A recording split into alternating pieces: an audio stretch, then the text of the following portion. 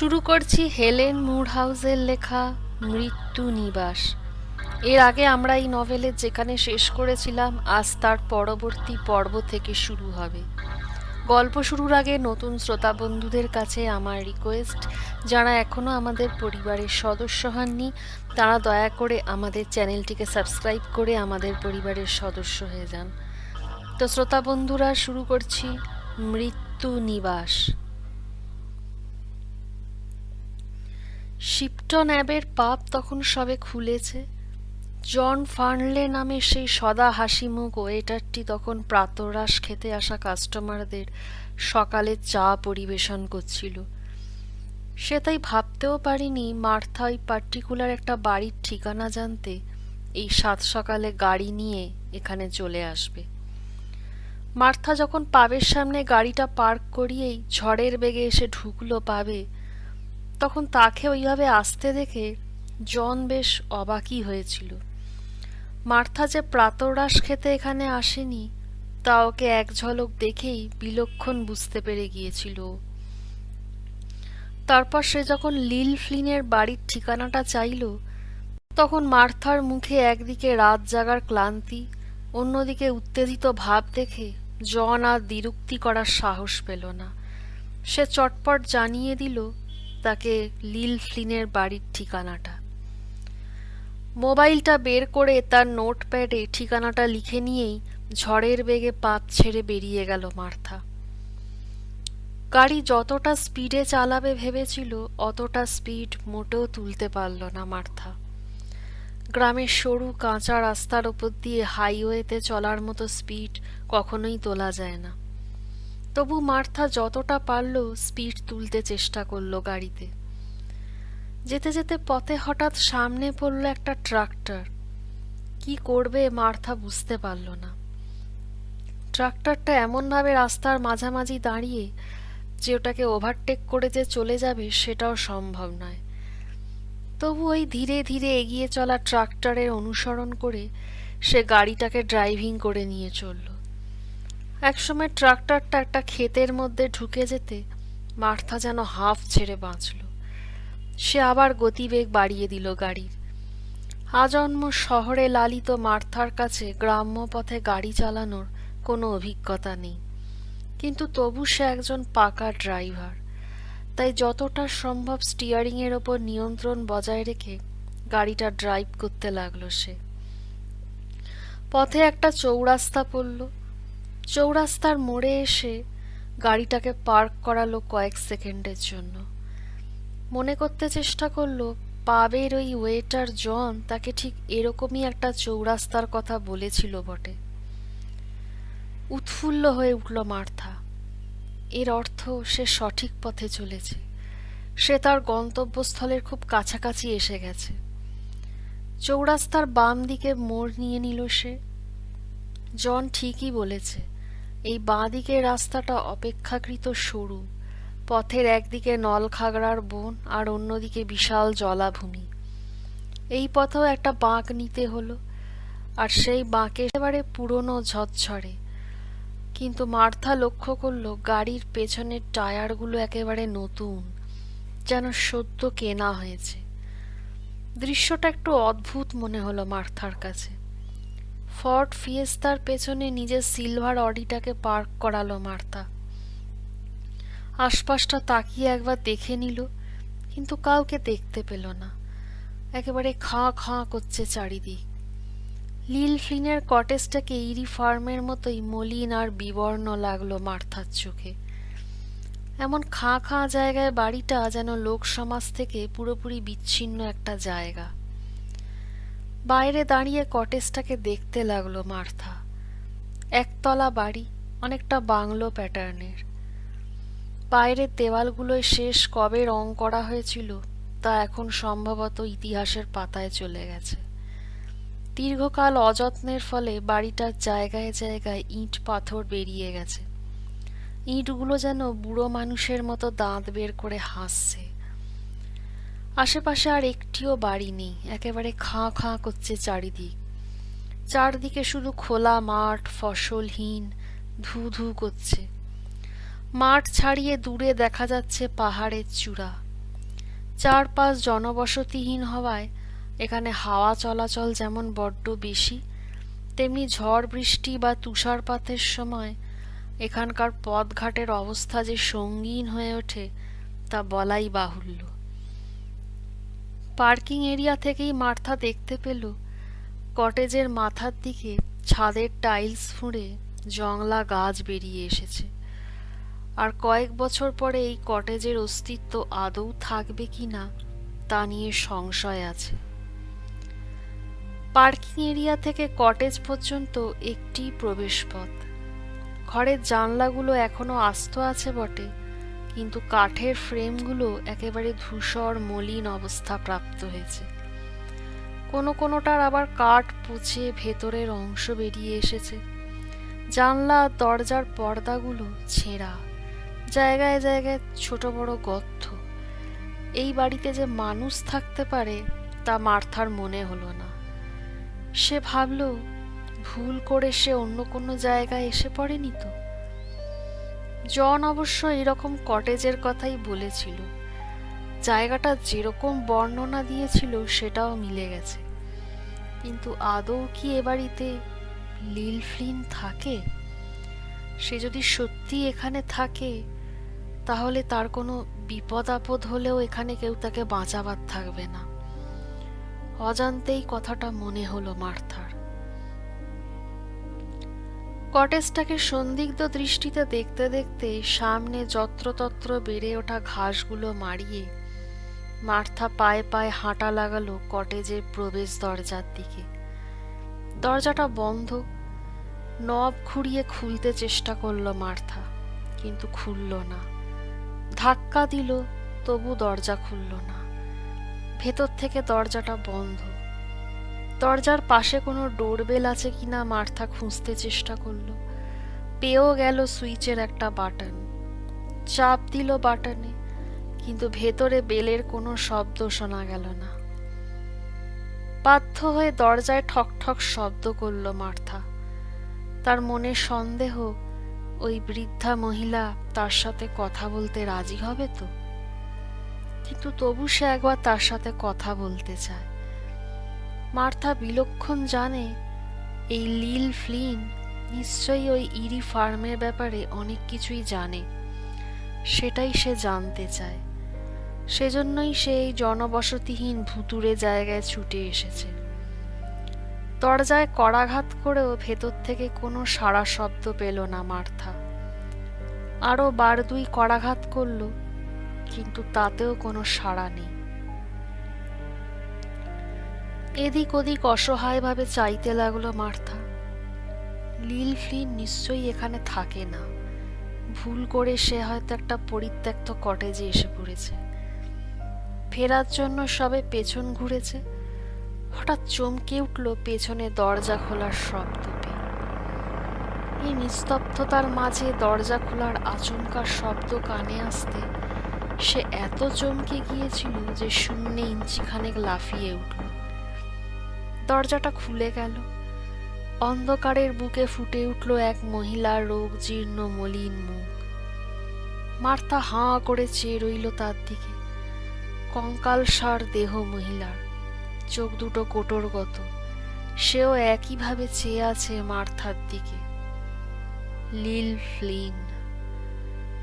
Martha লক্ষ্য করল লিল ফ্লিনের মুখে যন্ত্রণার স্পষ্ট অভিব্যক্তি, যেন এতক্ষণ ঘরে শুয়ে শুয়ে রোগ যন্ত্রণায় কাতরাচ্ছিল। দরজায় করাঘাতের শব্দ পেয়ে কোনো রকমে মরতে মরতে উঠে এসেছে।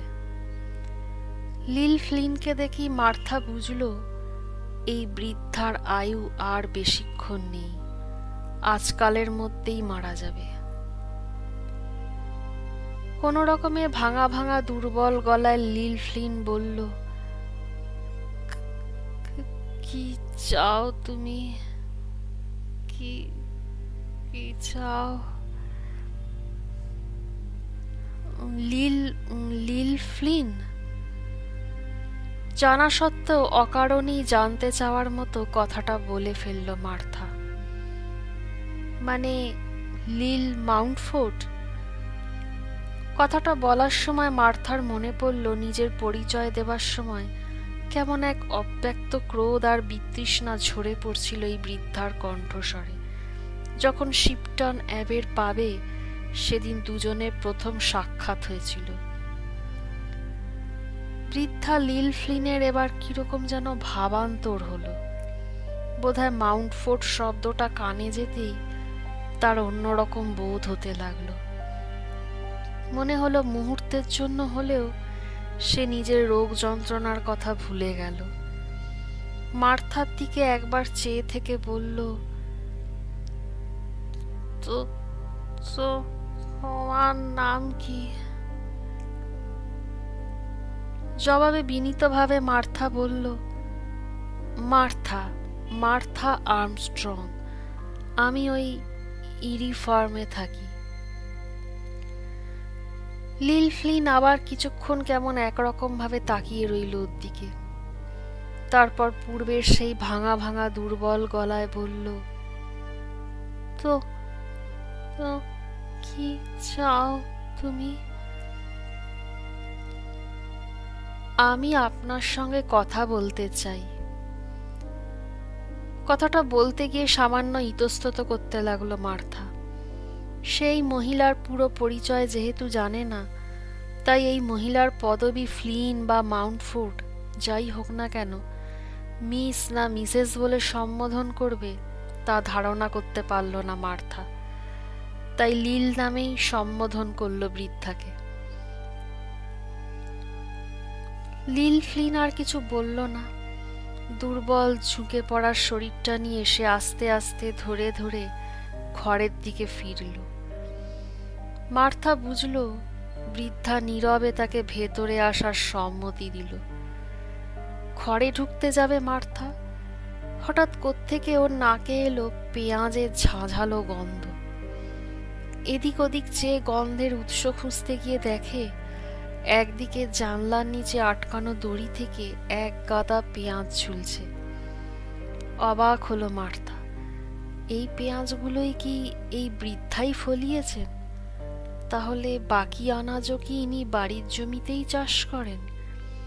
কিন্তু এই জঙ্গল ভরা জমিতে কোথায় আনাজ চাষ করেন ইনি? নাকি শুধু পেঁয়াজই চাষ করেন, কে জানে। পায়ে পায়ে লিল ফ্লিনকে অনুসরণ করে ঘরের ভেতর ঢুকলো মার্থা। কটেজের ঘর একেবারে অন্ধকার, দিনের বেলাতেও চোখে ভালো করে কিছু দেখতে পাচ্ছে না সে। পায়ে পায়ে বৃদ্ধাকে অনুসরণ করে এসে পড়ল রান্নাঘরের কাছে। রান্নাঘরের অবস্থা দেখে তার গা গুলিয়ে উঠল। চারিদিকে পচা মাছ ছড়ানো। মাছগুলো যে কবে থেকে এখানে পড়ে আছে তার ঠিক নেই। অন্তত 4-5 দিনের বাসি তো হবেই। জানলায় মাছ ধরার নোংরা জাল ঝুলছে। গড়াধীন জানলা দিয়ে ছোটখাটো জন্তু যাতে না ঢুকতে পারে সেজন্যই এই ব্যবস্থা। ইতস্তত ছড়ানো বাসন কোসন, পচা তরকারি আর কিছু আনাজ, সবগুলোই 4-5 দিনের পচা। রেফ্রিজারেটর না থাকায় এই গরমে জিনিসগুলো একেবারে পচে গেছে। রান্নাঘরে সিঙ্কের ওপর দুনিয়ার ধুলো।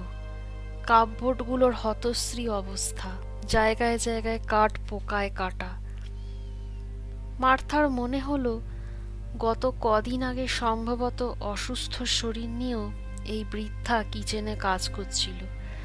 তার উপর আচমকা শরীর আরো খারাপের দিকে যাওয়ায় বাধ্য হয়ে রান্নাঘরের কাজ রান্নাঘরেই ফেলে রেখে বিছানা নিয়েছিল বৃদ্ধা। কিচেনের দিক থেকে সরে এসে মার্থাকে একটা ঘরে নিয়ে এলো বৃদ্ধা। মার্থা লক্ষ্য করল হাঁটার সময় বৃদ্ধার দেহ রীতিমতো কাঁপছে। তার ভয় হলো বৃদ্ধা এখনই পড়ে না যায়। যে ঘরে এসে তারা ঢুকলো, ঘরটাকে দেখে মনে হলো এটা এই বাড়ির ড্রয়িং রুম। একপাশে একটা জীর্ণ টিভি সেট, দেখেই বোঝা গেল অনেক কাল ধরে এটা চলে না। একটা মলিন পালিশ ওঠা কাঠের ছোট আলমারির ওপর বসানো টিভিটা। ঘরের মাঝখানে একটা ছোট dining table chair. Dining table চেয়ারের কাঠগুলোর পালিশও উঠে গেছে। টেবিলের ওপর ধুলোর পাতলা আস্তরণ লেগে রয়েছে। 2-3 দিন ধরে কেউ এটাকে সাফ করে না দেখেই বোঝা যাচ্ছে। ঘরের অন্যদিকে একটা পুরনো পোকায় কাটা কৌচ, আর তার পেছনে বইয়ের একটা আলমারি। বই আর নোটবুকগুলো যত্ন করে সাজানো, কিন্তু প্রত্যেকটার ওপর ধুলোর স্তর। 2-1টার পাতা খুলে বেরিয়ে এসেছে, তা থেকেই বোঝা যাচ্ছে পাতাগুলো হলদেটে হয়ে এসেছে। আলমারির নিচের তাকে অনেকগুলো পুরনো হলদেটে কাগজের স্তূপও দেখতে পেল মার্থা। সে দেখল বৃদ্ধা লিল ফ্লিন একটা পুরনো চেয়ারের ওপর কোনো রকমে ধরে ধরে বসল। বসতে বা নড়াচড়া করতে গিয়ে তাকে যে বেদম বেগ পেতে হচ্ছে তা স্পষ্টই বোঝা যাচ্ছে। মাঝে মাঝে কাশির দমকে এমনভাবে নুয়ে পড়ছে তার শরীর, যেন এখনই তার প্রাণবায়ু বেরিয়ে যাবে। একটা সময় কাশির দমক সামলে নিয়ে হাঁপড়ের মতো হাঁপাতে হাঁপাতে লিল ফ্লিন বলল, বাইরের দরজাটা বন্ধ করে দিয়েছো, বাইরে খুব গরম। মার্থা দেখল মহা মুশকিল। কটেজের এই বন্ধ দুর্গন্ধময় পরিবেশে বাইরের দরজা বন্ধ করে দিলে পরিস্থিতি আরো কষ্টকর হয়ে উঠবে। জানলা দরজা খুলে রাখলে হয়তো ঘরগুলো দুর্গন্ধ কিছুটা কমবে। কিন্তু বৃদ্ধার দিকে তাকিয়ে দেখল সে ভীষণ রকম কাঁপছে, হাঁপাচ্ছে, কাশছে। কি আর করে মার্থা? বাইরের ঘরে গিয়ে প্রবেশ দরজাটা বন্ধ করে দিয়ে সে লিভিং রুমে এসে ঢুকল। সে ঘরের উৎকট গন্ধটা আরো অসহ্য লাগতে লাগলো এখন ওর। মার্থাকে ফিরে আসতে দেখে লিল ফ্লিন সামনের একটা চেয়ার দেখিয়ে দিয়ে তাতে বসতে বলল। ফুঁ দিয়ে চেয়ারের ধুলো সরিয়ে মার্থা অস্বস্তি ভরে বসল সেই চেয়ারে। কাঁপা কাঁপা গলায় লিল ফ্লিন বলে উঠল, তারপর ইরি ফার্ম সম্বন্ধে জানতে এসেছ তাই না? বলে নিজের মনেই যেন হাসল বৃদ্ধা, কষ্টের হাসি, অব্যক্ত বেদনার অদ্ভুত বহিঃপ্রকাশ। তারপর থেমে থেমে বলল, এখন তো ওই বাড়ির নামই পাল্টে গেছে, হথন কটেজ। কি কি ফ্যান্সি নাম না? আমার মনে হয়, ঠিক জানি না, তবে মনে হয় ওই ছোট্ট রবি বাড়িটাকে সুন্দরভাবে গড়ে তোলার পর আমার আর চোখেই দেখা হয়নি। কেমন হলো ও বাড়ির নতুন চেহারাটা? মার্থা লক্ষ্য করল লিল ফ্লিনের মুখে বিষণ্ণতার গাঢ় ছায়া। ঘরের মধ্যে আরো একবার চোখ বুলিয়ে নিল মার্থা, ফের তাকালো বৃদ্ধার মুখের দিকে। সে তখন হাঁপাতে হাঁপাতে বলছে, ওই রবি, ওই রবি আমাকে বলে রেখেছিল, আমায় বলে রেখেছিল যেন আমি ওই কটেজের ধারে কাছেও কোনোদিন না যাই।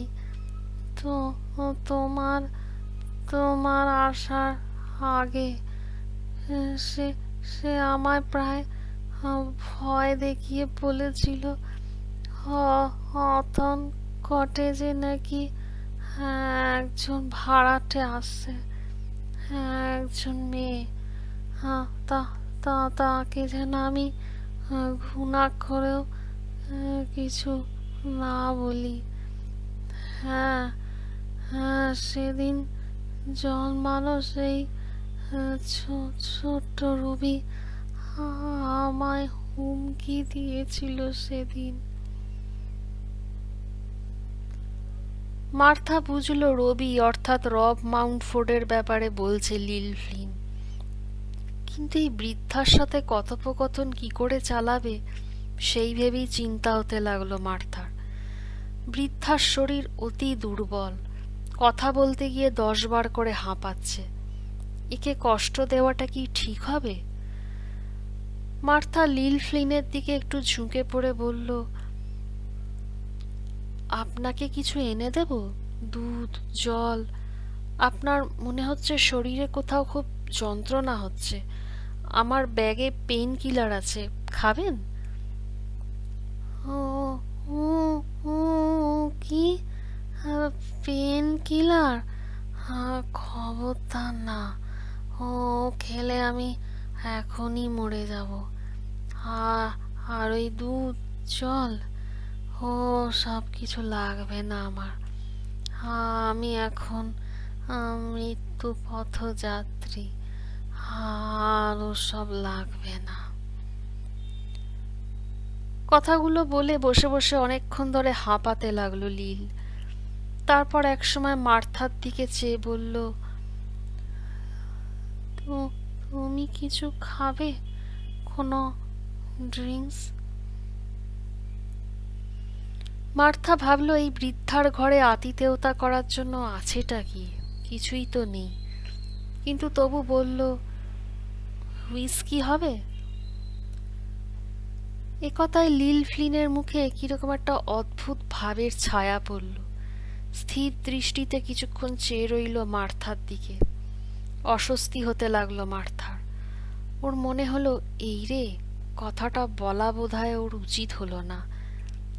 লীল এবার বলল, তুমি তুমি কি মনে করো আমি এখনো অ্যালকোহল নিই, মদ পান করি? এবার অপ্রস্তুত হয়ে পড়ল মার্থা। সত্যি এই মহিলার দৈন্য দশা দেখেও কি বোকার মতো কথাই না বলে ফেলেছে সে। তবু সাফাই দেওয়ার ভঙ্গিতে বলল, না মানে আমাকে ভুল বুঝো না লীল। আমি আমি ভাবলাম কোনো এক সময় তুমি নিশ্চয়ই ড্রিঙ্ক করতে। তোমাকে আমি পাবেও এর আগে বার দুই দেখেছি। তাই ভাবলাম হয়তো তোমার ঘরে এরকম কিছু ড্রিঙ্কস থাকলেও থাকতে পারে। আই এম রিয়েলি সরি, তোমাকে হার্ট করা আমার উদ্দেশ্য ছিল না। তুমি আমার কথা বুঝতে পারোনি মার্থা। কথাটা বলে তারপর কাঁপতে কাঁপতে চেয়ার ছেড়ে উঠে দাঁড়িয়ে মার্থার দিকে সোজাসুজি একটা আঙুল নির্দেশ করে লিল ফ্লিন বলল, আমার কাছে এমন একটা জিনিস আছে যার অর্থ বোকারা বুঝতে পারবে না। দেখাচ্ছি তোমায়। তুমি তুমি যে ড্রিঙ্কের কথা বললে, 12 বছর বয়স থেকে আমি তা পান করে আসছিলাম। কিন্তু এখন আমার সে সময় নেই। কিন্তু যে জিনিসটা তোমায় দেখাবো সেটা আমার কাছে আমৃত্যু থাকবে আমার সাথে। হুইস্কি রামের চেয়ে কিছু কম মূল্যবান নয় সেটা আমার কাছে। দেখবে? বলে কাঁপা কাঁপা পায়ে লীল এগিয়ে গেল ঘরের আলমারিটার কাছে। কৌতূহলী মার্থা অত্যগ্র আগ্রহ নিয়ে চেয়ে রইল মহিলা কি জিনিস তাকে দেখায় তা দেখার জন্য। সশব্দে আলমারিটা খুলে ভেতর থেকে একটা হ্যান্ডব্যাগ বের করে আনলো সে। কাঁপা কাঁপা দুর্বল হাতে ব্যাগের চেন খুলে বের করলো একটা জিনিস। আবার কাঁপতে কাঁপতে ফিরে এলো মার্থার কাছে, রাখলো ওর সামনে। প্রায় চিৎকার করে এবার লিল ফ্লিন বলল, এই দেখো। মার্থা দেখলো জিনিসটার দিকে। ভারী অদ্ভুত জিনিসটা। মেটাল দিয়ে ঘেরা 4 চৌকোর ধাতব প্লেটের ওপর বসানো একটা লাল রঙের ছোট খেলনা হার্ট, যার মাঝখানে বেঁধা একটা ছোট্ট তীর। সেই হার্টের মাঝখানেও আরও একটা হার্টের পিকচার লাগানো।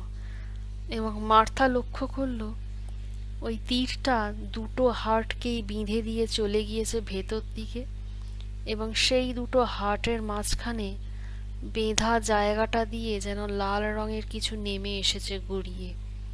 তরল জাতীয় কিছু। মার্থা জিনিসটার কোনো অর্থ বুঝতে না পেরে অবাক হয়ে একবার লিলের দিকে আর একবার টেবিলের ওপর রাখা সেই মেটাল ফ্রেমে আটকানো তীর বেঁধা হৃদয় জোড়ার দিকে তাকাতে লাগলো। হ্যাঁ, পায়োনিয়ার টোটাল অ্যাবস্টিনেশন অ্যাসোসিয়েশন। কথাটা বলতে বলতে চেয়ারে হেলান দিয়ে বসে চাপা গলায় বলে উঠল লিল ফ্লিন। সঙ্গে সঙ্গে মুখ চোখ আবার কুঁচকে উঠল তার অসহ্য যন্ত্রণায়। একটু দম নিয়ে ব্যথাটাকে সহ্য করে সে বলতে লাগলো, আয়ারল্যান্ডে আমরা এই পায়োনিয়ারদের অ্যাসোসিয়েশনে জয়েন করেছিলাম। শপথ নিয়েছিলাম আমরা আজীবন অ্যালকোহল নেওয়া থেকে বিরত থাকব। হ্যাঁ, যতদিন বেঁচে থাকব মদ্যপান করা থেকে নিজেদের সংযত রাখব। আর আমি সেই শপথ জীবনে একবারও ভাঙিনি। যতদিন বেঁচে থাকব ভাঙবো না। মার্থা এবার অসহায়ভাবে বলে উঠল, আপনি কি বলছেন আমি কিছুই বুঝতে পারছি না লিল। আমি তো আপনাকে বার দুয়েক শিপটন অ্যাবের পাবে দেখেছিলাম, তাই কথাটা বলেছিলাম। ওই ওই রব, ওর বাপ আর ওর ঠাকুরদা, ওই তিনজনেই বংশ পরস্পরায় শয়তান, আস্ত ডেভিল। আমি কখনো কাউকে অভিসম্পাত করি না, কিন্তু জেনে রাখো ওরা সবাই এক একটা ডেভিল। যত গন্ডগোলের মূল ওরা। কথাগুলো বলতে বলতে লিল ফ্লিনকে কিরকম যেন বিক্ষুব্ধ মনে হলো। উত্তেজিতভাবে হাত কচলাতে লাগলো। মার্থা বলল, আমি সরি লিল।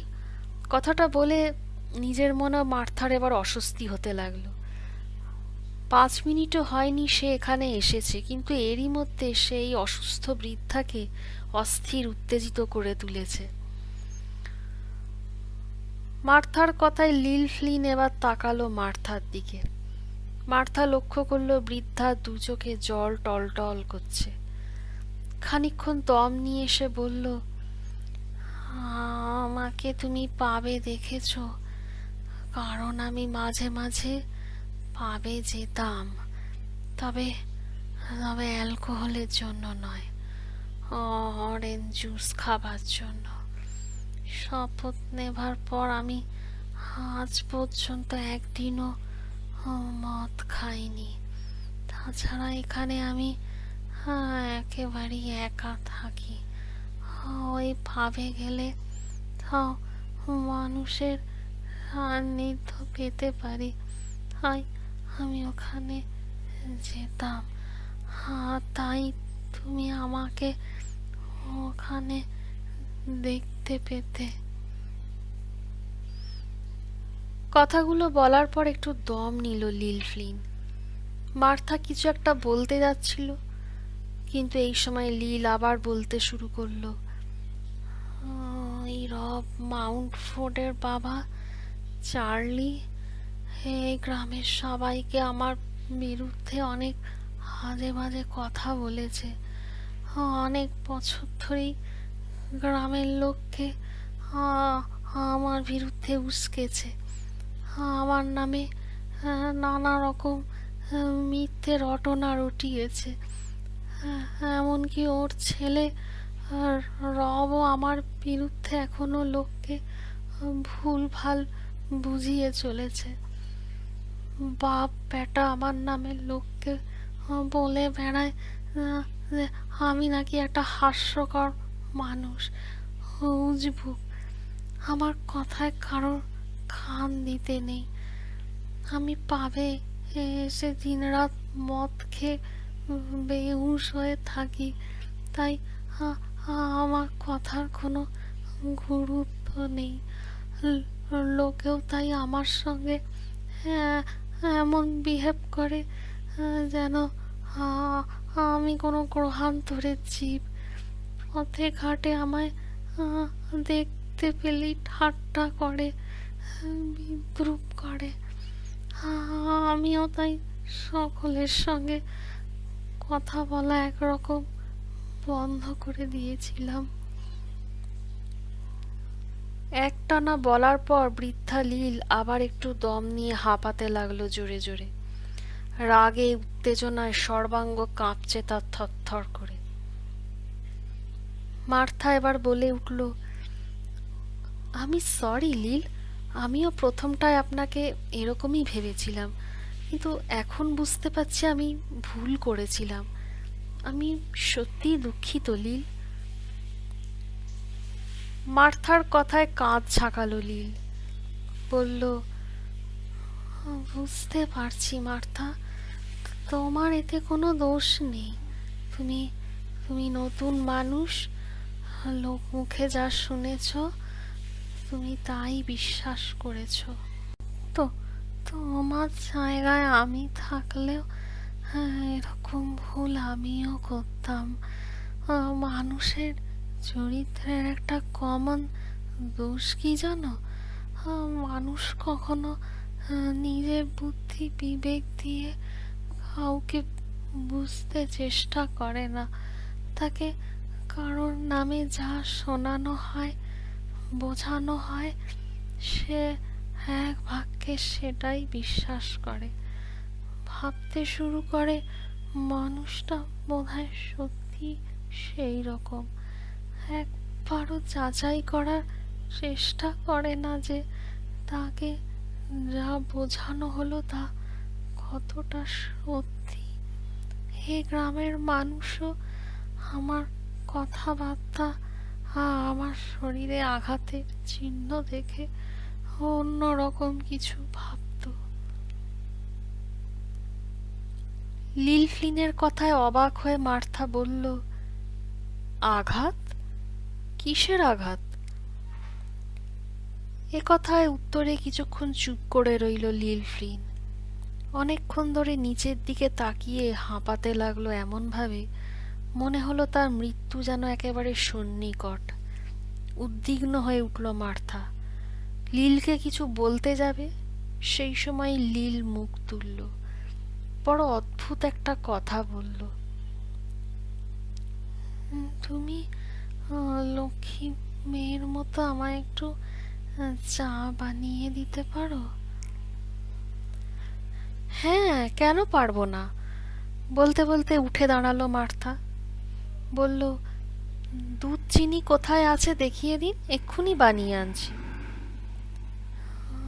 ওই সিঙ্কের পাশে সেলফের ওপর গুঁড়ো দুধের প্যাকেট, চিনি, চা পাতার প্যাকেট সব আছে, দেখতে পাবে। মার্থা রান্নাঘরে সিঙ্কের দিকে এগিয়ে গেল। খুঁজে খুঁজে সেলফ থেকে নামিয়ে আনলো দুধ, চিনি আর চায়ের কার্টনগুলো। কেটলিতে জল ভরে ওভেনে চাপিয়ে দিল। শুধু লীলের জন্য চা বানালো 1 কাপ। আশ্চর্য হয়ে লিল ফ্লিন জিজ্ঞেস করলো, তুমি খাবে না? মার্থা ইচ্ছে করে মিথ্যে বলতে গিয়ে বলল, না, আমি চা খেয়েই এসেছি। চায়ের কাপে আলতো চুমুক দিল লিল ফ্লিন। তাকে দেখে মনে হলো যেন বেশ অনেক দিন পর সে চা খাবার সুযোগ পাচ্ছে। এতদিন অসুস্থতার জন্য চা করে খাবারও শক্তি ছিল না তার। চায়ের কাপে অল্প অল্প চুমুক দিতে লাগলো লীল। তাকে মনে হলো আস্তে আস্তে স্বস্তি ফিরে পাচ্ছে সে। মার্থা তার মুখোমুখি চেয়ারে বসে অপেক্ষা করতে লাগলো।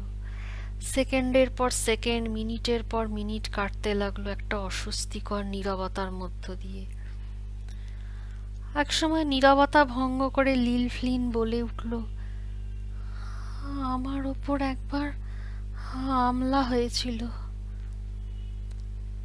লীলের এই কথায় মার্থা চমকে তাকালো তার মুখের দিকে।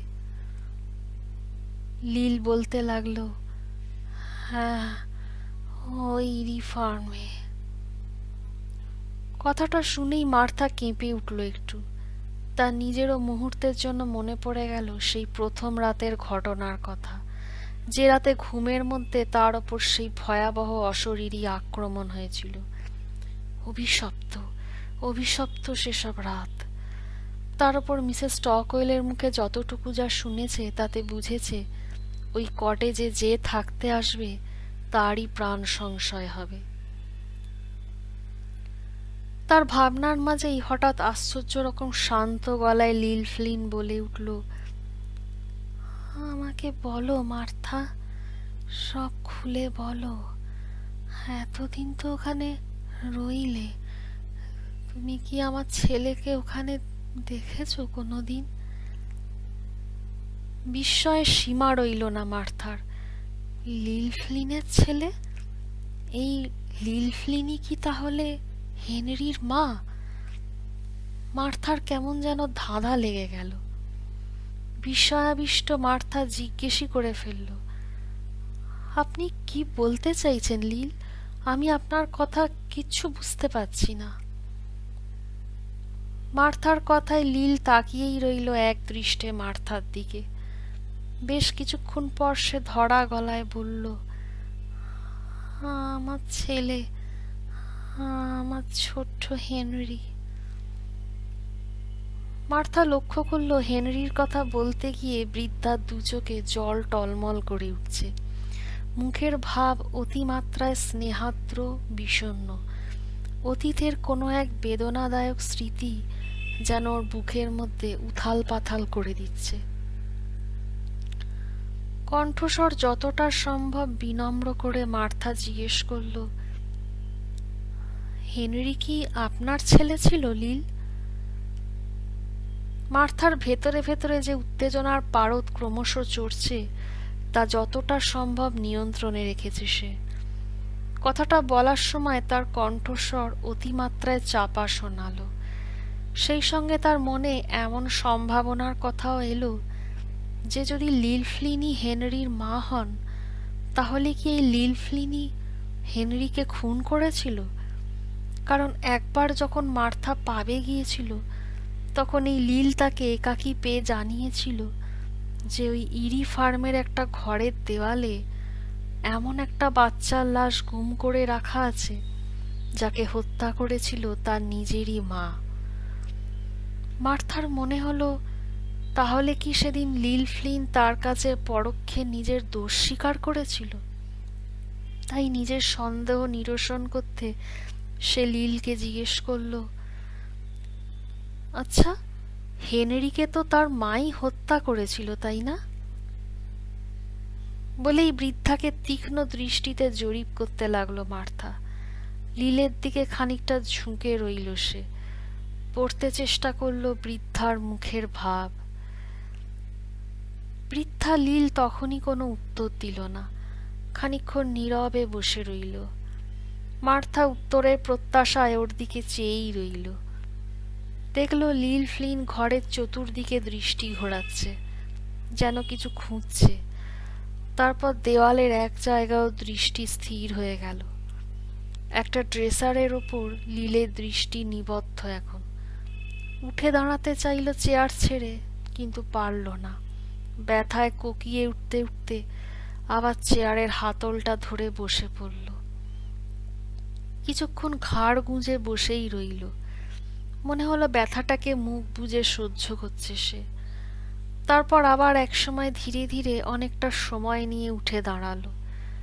কাঁপা কাঁপা টলমল পায়ে এগিয়ে গেল ড্রেসারের দিকে।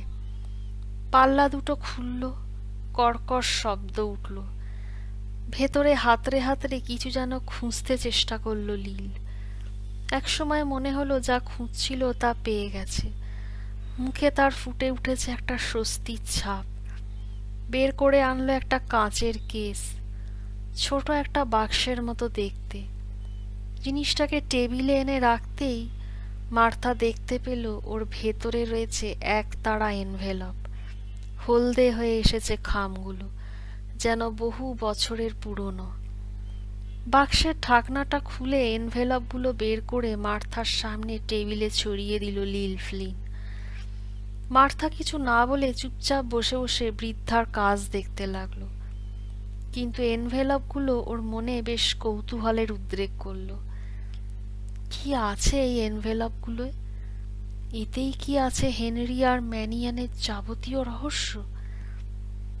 বেশিক্ষণ অপেক্ষা করতে হলো না ওকে।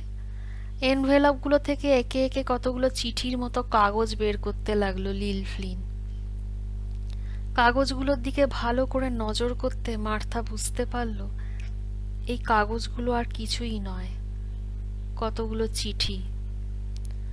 চিঠিগুলো একে একে বের করে মার্থার সামনে রেখে দিয়ে লিল বলল, এইগুলো এত বছর ধরে এইভাবে আমি এনভেলপের ভেতর পুরে যত্ন করে রেখে দিয়েছিলাম। ডেট ওয়াইজ পড়তে থাকো চিঠিগুলো। মার্থা ওর কথা মতো চিঠিগুলো হাতে নিয়ে আশ্চর্য হয়ে গেল। দেখলো 50-এর দশকে লেখা এই চিঠিগুলো, বহু পুরনো চিঠি। আশ্চর্য, এত পুরনো চিঠি এত বছর ধরে এইভাবে এই কাঁচের বাক্সটার ভেতর ছিল। তবে চিঠিগুলোর একটাতেও নেই কোনো পোস্টাল স্টাম্প, আর প্রায় সবগুলো চিঠি ক্যারোলিন নামে কোনো একজনকে উদ্দেশ্য করে লেখা। প্রথম দিকের কয়েকটা চিঠিতে আবার সেন্ট অ্যাগনেস নামে কাউকে সম্বোধন করে লেখা, কিন্তু সবগুলোর ঠিকানা এক, ডাবলিনের ব্রিজিডাইন কনভেন্ট। চিঠিগুলো তারিখ অনুযায়ী টেবিলে পরপর সাজিয়ে রাখতে লাগলো মার্থা। লিল কাঁপা কাঁপা গলায় বলল, এই সবগুলো চিঠি আমার ক্যারোলিন নামে এক বন্ধুকে উদ্দেশ্য করে লেখা। এই দেখো, বলে একটা চিঠির দিকে অঙ্গুলি নির্দেশ করে বলে উঠল লিল ফ্লিন। তখনই ওর হাতের দিকে চেয়ে চমকে উঠল মার্থা। এত রোগা কোনো মানুষের হাত হতে পারে? ভেতরে শিরা উপশিরা স্পষ্ট দেখা যাচ্ছে, মাংসের ছিটে ফোটাও নেই তাতে। এই বৃদ্ধার মৃত্যু যে একেবারে সন্নিকটে তা বুঝতে বাকি রইল না ওর। লিল ফ্লিন বলতে লাগলো, আমার বন্ধু ক্যারোলিন কনভেন্টে যোগ দিয়েছিল সেই বছরে। যে বছরে আমরা এই শিপটন অ্যাবেতে এসেছিলাম। আমরা একই স্কুলে পড়েছিলাম। অবশ্য ক্যারোলিন আমার আছে 1 ক্লাস উঁচুতে পড়ত, কিন্তু স্কুল শেষে দুজনের ভাগ্য দুদিকে করালো। ওকে ঈশ্বর তার সেবার জন্য ডেকে নিলেন, আর আমি আমার বোনকে নিভৃতে সেবা করার জন্য চলে এলাম এই শিপটন অ্যাবেতে। প্রথম আমি ওকে ক্যারোলিন নামেই সম্বোধন করে লিখতাম, কিন্তু দেখলাম ও চিঠিগুলো আমার কাছে ফেরত আসতে শুরু করেছে। বুঝলাম হয়তো কনভেন্টের মাদার সুপিরিয়র চান না আমি ক্যারোলিন সম্বোধন করে চিঠি লিখি, কারণ সে তখন কনভেন্টের সিস্টার। আমি তখন সেন্ট অ্যাগনেস নাম দিয়ে সম্বোধন করে চিঠি লিখতে লাগলাম, কিন্তু তবু দেখলাম চিঠি ফেরত আসছে। বুঝলাম চিঠির বিষয়বস্তু মাদাম সুপিরিয়রের পছন্দ নয়, আর ক্যারোলিনকে দিয়ে তিনি চিঠি লিখে আমায় নিষেধ করে দিলেন যে আমি যেন আর ক্যারোলিনকে কোনো চিঠি না লিখি। এদিকে ওই ইরি ফার্মে আমার বোনের জন্য আমার জীবন এমন যন্ত্রণাময় হয়ে উঠেছিল যে কাউকে মনের কথা শেয়ার না করে শান্তি পাচ্ছিলাম না। তাই সময় সময় আমি আমার জীবনের দুঃখময় অধ্যায়ের কথা লিখে ক্যারোলিনকে উদ্দেশ্য করে চিঠি লিখতাম, কিন্তু সেগুলো কখনো পোস্ট করতাম না, বাক্সেই জমা রেখে দিতাম। এইভাবেই কেউ না কেউ শুনলেও, কেউ না বললেও আমি আমি চিঠি লিখে লিখেই নিজেকে যতটা সম্ভব হালকা রাখতাম, অনেক আশা নিয়ে যে কেউ না কেউ একদিন আমার এই চিঠিগুলো পড়বে। এখন তুমি পড়ো এই চিঠিগুলো, তাহলেই সব বুঝতে পারবে। লিল ফ্লিনের সামনে টেবিলে রাখা চায়ের কাপ অর্ধেক খালি হয়ে রয়েছে। বাকি চাটুকু এতক্ষণে ঠান্ডা জল হয়ে গিয়েছে, কিন্তু সেদিকে লিলের ভ্রুক্ষেপ নেই। পুরনো চিঠিগুলোর ব্যাপারে বলতে গিয়ে সে যেন কোন জগতে হারিয়ে গিয়েছে। মার্থা বলল, আপনার চা যে জুড়িয়ে জল হয়ে গেল, খেয়ে নিন। আমি আর খেতে পারবো না মার্থা, এর স্বাদ এখন আর আমি নিতে পারবো না। ভালো লাগছে না, আর শরীরটা আজ বড্ড খারাপ, আর কিছু মুখে দিতে ইচ্ছে করছে না। কথাগুলো বলে ম্লান হেসে একটু দম নিয়ে নিল লিল ফ্লিন। তারপর বেশ কিছুক্ষণ কেমন অন্যমনস্ক হয়ে বসে রইল। মার্থা একের পর এক চিঠিগুলো পড়তেই লাগলো। যতই পড়ছে ততই ওর কৌতূহল আর বিস্ময় দুটোই উত্তরোত্তর বাড়ছে।